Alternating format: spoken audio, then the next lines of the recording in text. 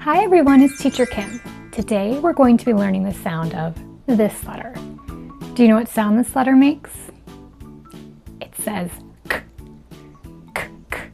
We have to be really careful. We don't want to say k, not k, it's k, k.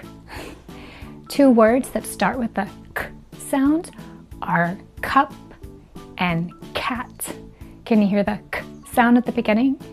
Cup, cat. Let's use our bodies to help us remember the k sound. We're going to pretend that we are a cat and we're going to use our claws like this. And maybe we're going to go slow and then faster and faster as we scratch. We're using our claws. Are you ready to be a cat? Ready? Go.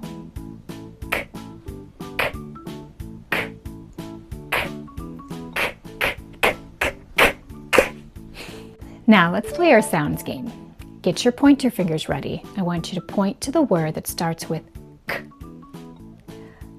Cup, heart, igloo. Cup, heart, igloo. Which one starts with the k sound? That's right, it's cup. Excellent job learning your k sound today. I'll see you next time for the next letter.